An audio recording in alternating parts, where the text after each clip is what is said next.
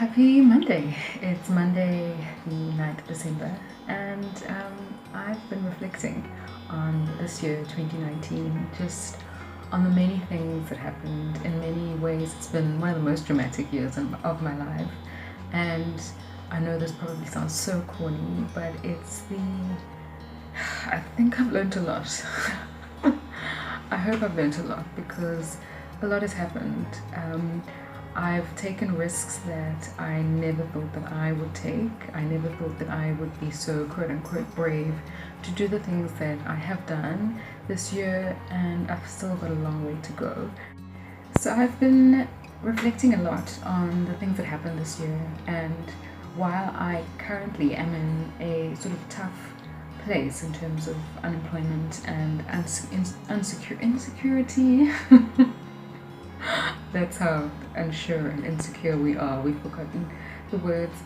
I really feel so emboldened by my daily practice, my daily meditations, my just the way that I never expected that hard times would shape me into a person that I, in some ways, hardly recognize. And I guess that's the point. That's what you always hear, that tough times make people better, stronger, not because every day is so wonderful, but because you really find out who you are and you really find out what you're made of. So yeah, this year's had a lot of ups and downs. In March, I was retrenched. In July, I went overseas to Italy and Croatia, and I cannot overstate this. I've been very, very lucky and privileged to have been overseas before in my life, twice before, travel for pleasure and leisure, and this trip was the most meaningful to me. I think probably because of what was happening in my life at the time, a lot of family drama, a lot of sickness and illness. And when I took the decision I'd been planning my trip for months, and literally the week before I left, there was family drama with my brother. My gran had been in hospital for breaking her hip, and she had taken quite a bad turn the week before. I got violently ill. I think it's probably connected. And I remember having one day where I had said to myself, well, it's either I'm going to go overseas and enjoy myself, or go overseas and panic and not be able to really enjoy it because I'm thinking about everything bad that's potentially happening here. So I went, and nothing happened.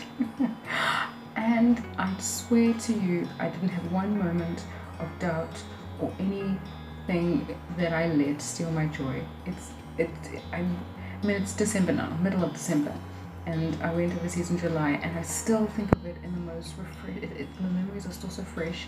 It was the hottest holiday I've ever taken, best in so many ways.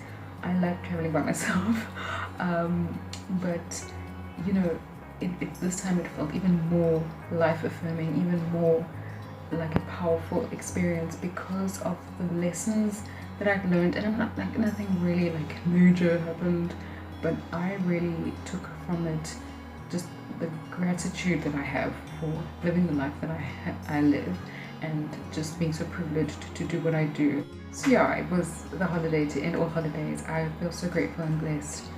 Anyway, in September, my gran passed away. She was just the best of people. And, before I went overseas, I basically said my goodbyes to her because she was so frail and in hospital and looking very much like she wasn't going to make it. And I think what it took for me to accept that and to really say to myself, goodbye, gran, I think that's what carried me through even her passing. It was really tough.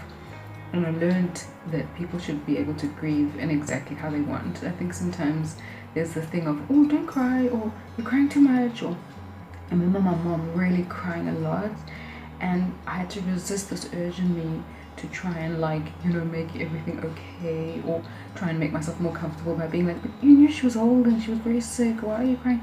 Like, it's the worst, right? When people try to control you, only because we were feeling the loss and we didn't want to feel like the earth had shifted off its axis. But I learned that grief can be good, or actually not to ever define it. So in 2 months, September, October, November, 3 months later, almost today, I really feel such gratitude for having known her, because she just was the best. And yeah, and so right now I'm at a place of really living on a day-to-day um, appreciation of life.